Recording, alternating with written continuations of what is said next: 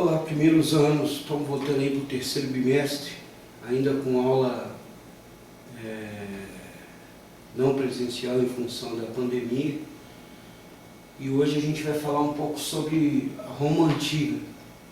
Roma foi fundada, do ponto de vista histórico, foi fundada pelos latinos para se defender dos etruscos, que era um povo vizinho dos latinos ali na Península Itálica, que pega parte do mar Mediterrâneo, ali, a parte europeia do mar Mediterrâneo. Roma teve 3 sistemas de governo. O primeiro deles foi a monarquia, o segundo deles foi o período conhecido como república, e por fim o império, o chamado Império Romano. Os romanos eram povos guerreiros, eram povos que tinham uma característica expansionista. E vamos dar uma olhada aqui em algumas características de cada fase do Império Romano, aliás, de Roma Antiga, começando aí pela localização. Roma se localiza na Península Itálica, é uma longa faixa de terra em forma de bota, no qual o rio Tibre é o seu segundo e mais largo rio e atravessa toda a cidade de Roma, indo desaguar no Tirreno, no mar Tirreno. Os romanos eram... A Península Itálica era habitada por diversos povos, dentre eles os latinos e os etruscos, são os principais, e durante o período da monarquia, apesar dos etruscos serem inimigos dos latinos, eles é que vão reinar em Roma. Durante esse período, conhecido como monarquia, Roma não havia adquirido ainda características, digamos assim, expansionistas. É nesse período em que os reis etruscos dominam Roma, é que a cidade vai ser fortificada, Roma vai adquirir realmente uma característica de cidade. Porém, os reis etruscos cobravam altas taxas de impostos sobre os patrícios, que eram os poderosos, os latinos poderosos dentro de Roma. Importante lembrar que Roma era estratificada em 3 classes sociais. A primeira delas, os patrícios ou os nobres, patrícios ou nobres. A segunda classe social, os plebeus. E a terceira classe social, os escravos, que não tinham direitos nenhum. Os plebeus tinham direitos, eram romanos. Os patrícios governavam junto com os monarcas etruscos, mas os monarcas etruscos, eles cobravam altas taxas de impostos dos romanos, e em 509 os patrícios romanos resolvem derrubar o último rei etrusco, o último monarca etrusco que controlava Roma, chamado Tarquínio o Soberbo. E aí tem início então o período republicano. Eu queria mostrar aqui para vocês onde é que ficavam os latinos. Aqui vai ser fundada a cidade de Roma, aqui os etruscos, outros povos que habitavam a Península Itálica, como os úmbrios, os équios, os samnitas, os oscos, e por aí vai. Roma também tem uma origem mitológica. Há um mito em torno de Roma em que os romanos afirmam que a cidade foi fundada por 2 irmãos chamados Rômulo e Rêmulo, que haviam sido criados por uma loba. Essa loba encontrou as crianças abandonadas e elas foram amamentadas por essa loba, cresceram e os dois irmãos fundaram a cidade. Mas é só uma lenda, é só uma mitologia de algumas obras de arte retratando Rômulo e Rémulo, né? Mas a sociedade romana, vamos falar um pouco dela. Os patrícios e nobres eram descendentes das famílias que promoveram a ocupação inicial de Roma, eram grandes proprietários de terra e de gado. Os plebeus eram pequenos agricultores, comerciantes e artesãos, constituíam a maioria parte da população e não tinham direito político, embora eram considerados cidadãos escravos, cidadãos romanos, e por último os escravos, né, que eram plebeus endividados, né. Roma tinha essa característica, né, durante essa fase de formação, em que se uma pessoa, um plebeu, pedia dinheiro emprestado, não conseguia pagar esse dinheiro para o patrício, ele automaticamente tinha que pagar essa dívida se tornando escravo, né? Ou eram considerados escravos também prisioneiros de guerra, né? Então, Roma vai ter essa característica social em que 3 classes sociais compõem a sociedade: patrícios ou nobres, plebeus e escravos. Plebeus, considerados cidadãos romanos, mas não tinham direitos políticos; patrícios, os poderosos; e por último, na base da pirâmide social, os escravos, que eram ex-homens livres que se tornaram escravos por dívidas ou prisioneiros de guerra, né? A história de Roma, então, ela é dividida em 3 grandes períodos: a monarquia, que vai de 509 a 753 a.C., o 753 até 509, perdão, onde o último rei etrusco, Tarquínio Soberbo, é derrubado pelos patrícios. A república, que é proclamada em 509, vai até 27 a.C., e o império, que começa em 27 a.C. e vai até 476 depois de Cristo, tá ok? Então Roma é fundada realmente em 753, quando os etruscos assumem o poder como monarcas em Roma. Então vamos lá. Durante a monarquia, Roma foi governada por 7 reis, sendo os 4 primeiros romanos e os 3 últimos etruscos. Foi nesse período que a cidade adquiriu realmente características de cidade, com ruas, com fortificações,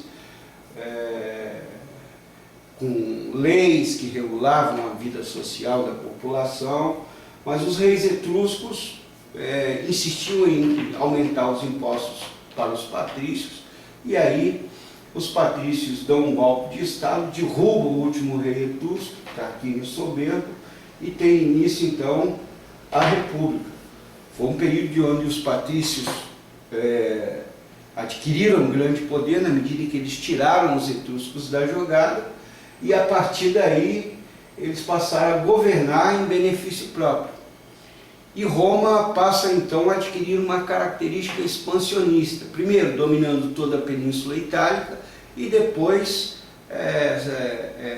extrapolando a Península Itálica ao sul da Europa, começaram a conquistar territórios, né? Primeiramente, os romanos, durante esse período da República, vão também atravessar o mar Mediterrâneo e começar a ocupar territórios no norte da África, né? Então Roma começa a crescer, começa a se tornar um vasto território a partir do momento em que a República é proclamada em 509. Vamos ver aqui as estruturas de poder durante a Primeira República. Havia o Senado, que era composto por 300 membros vitalícios. Esses senadores eram como é que eu posso colocar? Eles eram patrícios, eram grandes proprietários de terra e de gado, tinham um número gigantesco de escravos e, portanto, eram eles que controlavam o poder, indicando os magistrados, né, que seguiam uma carreira política, mas eram cargos temporários, e esses magistrados, que eram cônsules, pretores, censores, edes, questores, posteriormente tribuno da plebe, administravam a cidade. Havia uma Assembleia Popular formada por patrícios e plebeus. Durante a República, os plebeus passam a ter direitos políticos, votam as leis, votam declarações de guerra, se Roma deveria entrar em guerra ou não, e o Conselho da Plebe, que os plebeus eles vão adquirindo poderes gradativamente na medida em que eles vão se rebelando contra os patrícios, é criado o Conselho da Plebe ou Assembleia da Plebe, formado pelos plebeus que elegiam o tribuno da plebe. Posteriormente eles vão eleger um tribuno da plebe que vai ser responsável por defender a plebe dentro do Senado, né? Vamos lá, a expansão romana ela começa com as guerras púnicas, a guerra entre Roma e Cartago, por volta do século III até o século II a.C., e as guerras helenísticas, guerras entre Roma e outras potências helenísticas, como a Macedônia, Grécia, Síria, Egito. Então Roma vai se expandindo durante esse período da República e vai adquirindo cada vez mais escravos. E aí vem a primeira crise romana, porque os escravos eles passam a competir no mercado de trabalho com a própria plebe. Então começa a faltar emprego para os plebeus, começa a faltar direitos para os plebeus começam a reivindicar direitos, como por exemplo se alistarem no exército, se rebelam contra a escravidão por dívida, e aí algumas transformações dentro da sociedade romana vão começar a acontecer. A expansão romana, durante esse período da expansão romana, as terras conquistadas passavam a pertencer ao Estado romano, e eles transformavam em argepúblicos para distribuir as terras depois entre os cidadãos romanos, Normalmente as terras eram divididas entre oficiais do exército, então os oficiais eles se alistavam no exército para conseguir conquistar terras para eles e se tornarem homens ricos e quem sabe chegar até o posto de patrício. Os plebeus estavam cada dia mais insatisfeitos e predispostos a revoltas. E aí vem então as primeiras reformas que vão incluir os plebeus na sociedade romana do ponto de vista político. São os irmãos Tibério e Caio Graco. Ambos vão ser assassinados porque queriam fazer algumas reformas que beneficiavam a plebe, Eles tentaram sem sucesso reverter a situação da plebe, fazendo a reforma agrária, por exemplo, dividindo terras aos pequenos camponeses, e vão ser assassinados. O governo romano, para conter essa revolta, ele passa então a distribuir trigo e oferecer espetáculos gratuitos para a população. Aí essa política começou a ficar conhecida como política do pão e do circo. Mas os plebeus eles vão conseguir conquistar alguns direitos, viu? Eles vão, por exemplo, ter o direito de eleger o tribuno da plebe. Os patrícios eles vão abolir a proibição do casamento entre plebeu e patrício, justamente para controlar o tribuno da plebe. Porque normalmente o tribuno da plebe ele era eleito e se casava com uma filha de patrício, com um descendente de patrício. Assim, ele passava a governar, dentro do Senado, a magistrar, atendendo aos interesses dos patrícios e não da plebe, embora a origem dele fosse plebeia, tá ok? E aí a gente tem a primeira expansão romana, em parte do norte da África já dominado pelos romanos, sul da Europa, né, algumas regiões ali do Oriente Próximo, né, mas a expansão romana ela vai continuando durante a República. As inúmeras vitórias militares deram prestígio e popularidade aos generais romanos, e eles já não aceitavam mais as ordens do Senado e dos cônsules. E aí eles dão um golpe de Estado, né? Esse golpe vai ser gradativo.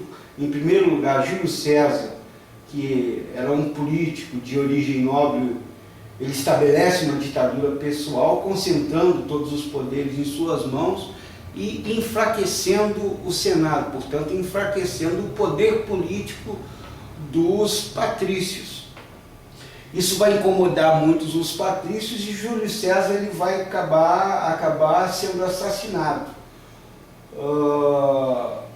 O seu sobrinho, Otávio Augustus, ou Caio Otávio, ele também vai se tornar cônsul, né, de Roma, como Júlio César, porém, ele vai ser mais esperto, né? Ele vai impor seu domínio sobre as províncias romanas na África, vai nomear generais que estão do seu lado, que eram seus aliados, que era seu aliado, né, generais aliados dele, e em 31 a.C. ele vence o seu último rival, Marco Antônio. E aí ele se autoproclama imperador de Roma, né? E aí vai começar então, no ano 27 a.C., o período do Império. Nesse período as instituições republicanas como o Senado e a magistratura foram mantidos, mas tiveram seus poderes limitados, sendo o imperador a autoridade máxima dentro do Império, concentrando em sua mão boa parte do poder. A sucessão imperial ela não obedecia a nenhuma regra fixa, não era uma transmissão hereditária. Por exemplo, o filho do Otávio Augusto não tinha direito de se tornar imperador, né? Quando o imperador morria, havia ali uma disputa política e um novo imperador assumia o poder, normalmente militares, viu? Os principais imperadores de Roma: Otávio Augusto, ele era o último membro do triunvirato, né? Roma era governada por 3 cônsules. Ele dá o golpe de Estado, se transforma em imperador, e vai ser durante o governo de Caio Otávio, ou Otávio Augustus, como ele é conhecido, que Jesus Cristo vai nascer, né? Portanto, nesse período do Império, Roma já estava lá no Oriente Médio, na Palestina, né? Ocupando a Judéia, a Caldeia, aquela região ali toda. Um outro rei muito importante vai ser Tibério, segundo imperador, né? Foi um administrador eficiente, né? Construiu obras públicas. Jesus Cristo começa a fazer suas pregações durante o seu mandato. Calígula vai ser o terceiro imperador de Roma, um imperador cruel, sanguinário, e alguns diziam que ele tinha problemas mentais, né? Nero, pessoa que vai colocar fogo em Roma em 64, né? Ele acaba suicidando em 68. Trajano vai governar de 98 a 117, Marco Aurélio de 101 a 180, era um imperador sábio, filosófico, hábil, um general, estrategista. Teodósio vai perseguir os cristãos de forma muito violenta, jogando os cristãos nas arenas de gladiadores para serem devorados por animais como leões, onças, né? E por aí vai, né? Um Um outro imperador importante também vai ser o sucessor do Teodósio,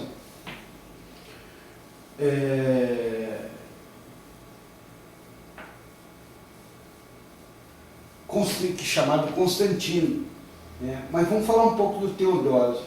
O Teodósio vai dividir o império em duas partes, né? O Império Romano Ocidental, com capital em Roma, e o outro império, a outra parte do império, conhecido como Império Romano Oriental, com capital em Constantinopla, né?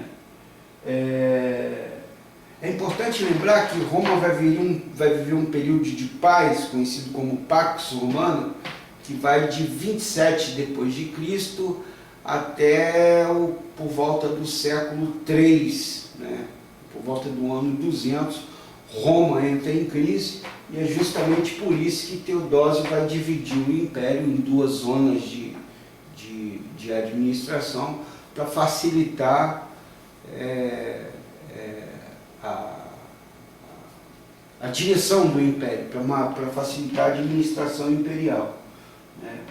Vamos falar um pouco da cidade de Roma, como é que ela era. Roma era uma cidade luxuosa, as pessoas viviam muito bem às custas das regiões conquistadas. Haviam regiões que forneciam trigo, haviam regiões que forneciam tecido, como o Egito, haviam regiões que forneciam fruta, haviam regiões que forneciam trabalhadores, e com isso a cidade romana de Roma, a cidade de Roma propriamente dita, a sede, a capital do império, ela cresce com um extremo luxo, e com a população vivendo tendo boas condições de vida. Aquedutos vão ser construídos, chafarizes serão construídos, arenas de gladiadores. Aqui é a principal arena de Roma, né? O Coliseu ainda tem vestígios do Coliseu em Roma, é muito visitado até hoje. Uma outra característica da cidade de Roma é que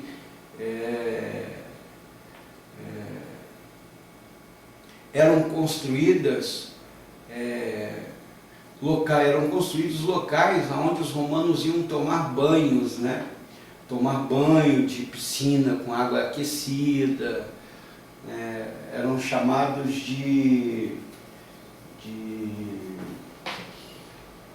tinha um nome específico, eu não estou lembrado aqui, eram as termas, me lembrei, né?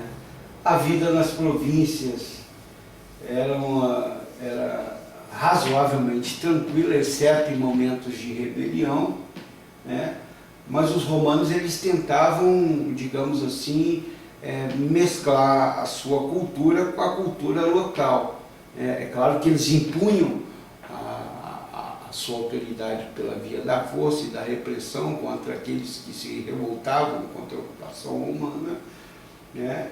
E eles impunham também sua língua, né, às pessoas. O latim era a língua falada pelo romano e o idioma oficial do império, por exemplo. Então todos que viviam no império tinham também que falar o latim, além do grego, né? O crescimento do cristianismo, ele vai culminar com o Edito de Milão em 313, assinado por Constantino, um imperador importante que vai fundar a cidade de Constantinopla, né, que hoje é Istambul, lá na Turquia, e que vai ser a sede do Império Romano do Oriente, né, a parte oriental do Império. Lembrando que Teodósio divide o Império, né, e Constantino é o cara que vai criar a cidade sede do Império Romano do Oriente, né? Há um processo de invasões bárbaras, né? Os povos bárbaros eram os povos que viviam à margem do Império Romano, né? E aí Roma atinge um nível de expansão para onde eles já não tinham mais terras para ocupar, e aí começa a faltar escravos e Roma entra em crise. A crise econômica romana vai obrigar os governos, os imperadores, a cortarem gastos, e eles vão cortar gastos justamente no setor militar, e aí as fronteiras do Império se enfraquecem, os bárbaros invadem o Império Romano, e aí vai ter fim do Império Romano, o fim do Império Romano. Então, ele vai ser provocado por uma crise econômica em função da falta da mão de obra escrava, porque os romanos já não tinham mais para onde se expandir, né? E aí o Império Romano vai ter um fim, os povos bárbaros eles vão invadir o Império Romano, e o Império Romano do Ocidente vai se pulverizar, né? Os ostrogodos, os visigodos, os âmbios, os saxões, eles vão fundar diversos reinos aonde era o Império Romano do Ocidente. O Império Romano ele vai se conservar até 1453, quando os turcos otomanos derrubam, finalmente, ocupam a cidade de Constantinopla e fundam ali um reinado, né? O Império Turco Otomano, que vai durar aí até a Primeira Guerra Mundial.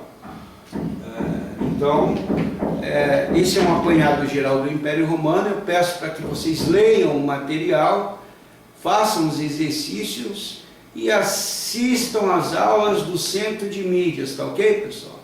Espero que vocês façam os exercícios, espero que vocês leiam o texto complementar da videoaula, e para a gente garantir aí um aprendizado para vocês, garantir o que vocês têm direito, que é um aprendizado de qualidade, embora nós estejamos em pandemia. E é isso. Façam os exercícios, leiam com atenção o texto complementar, e até a próxima aula. Joinha, um abraço.